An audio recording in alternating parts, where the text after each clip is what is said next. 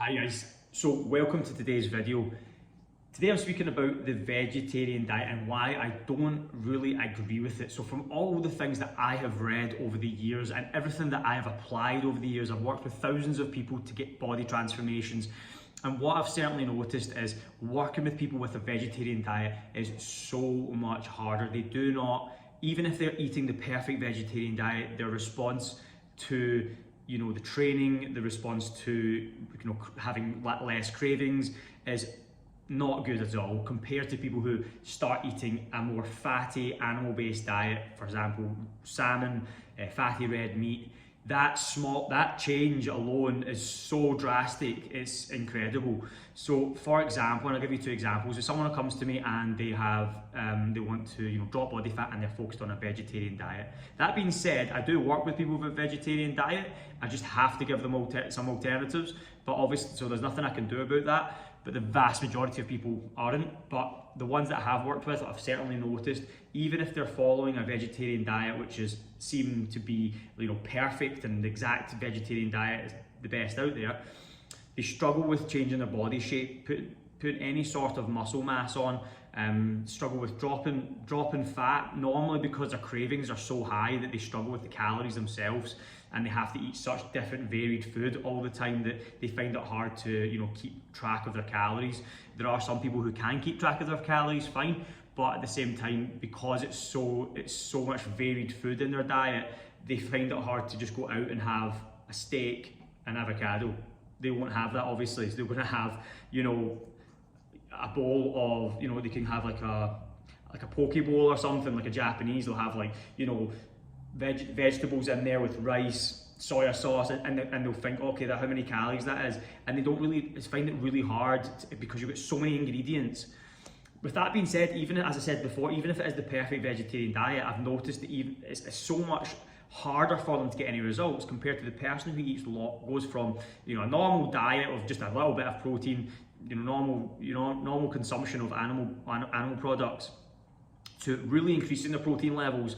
They stop getting cravings. They put muscle on, and women will put muscle on, but small amounts, but they'll still put strength on, muscle.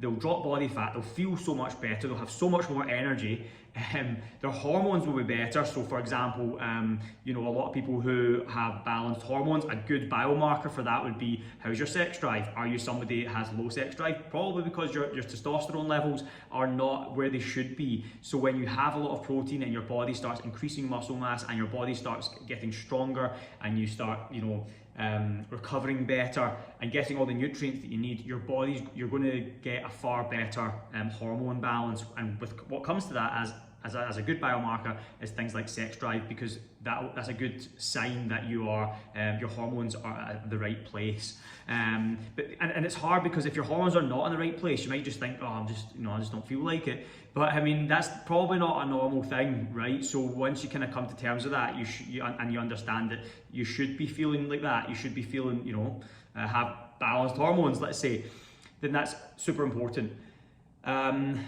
Obviously, going on from there, I've been doing this for a long time, so I've worked with thousands of people, right? So I have, my own data to look at and say, that's worked every time and that's not. And when I'm working with people, especially even when it comes down to, and I did a video on this the other day about their immune system as well, people who are lacking in protein in their diet can come down to even children who sometimes end up eating loads of carbohydrates because they're kids and they're just eating bread and sweets and things. They end up getting sick very easily, whereas if they have a lot of protein in their diet, lots of fish, lots of red meat, chicken, what you'll find is they don't get sick, they don't get the flu, they don't get a stuffy nose all the time and sore throats, because they are having the right amount of nutrients and protein within their diet. And a lot of the nutrients come from the red meat, the salmon, not from the vegetables specifically. And then on top of that, they're having carbohydrates, but it's carbohydrates within fruit and honey and high nutrient level foods.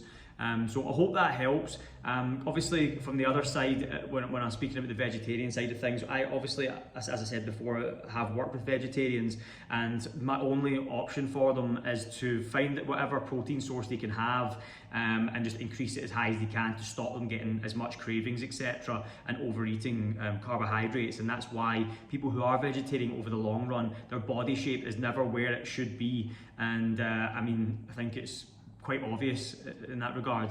But then also on top of that, even if they have a high protein level in a vegetarian diet, they're still not getting the nutrients that they need, regardless of how much vegetarian protein they're eating. So these are things to consider, and hopefully that's quite helpful for you. Any questions, as always, comment on the video or just message me directly. Thank you.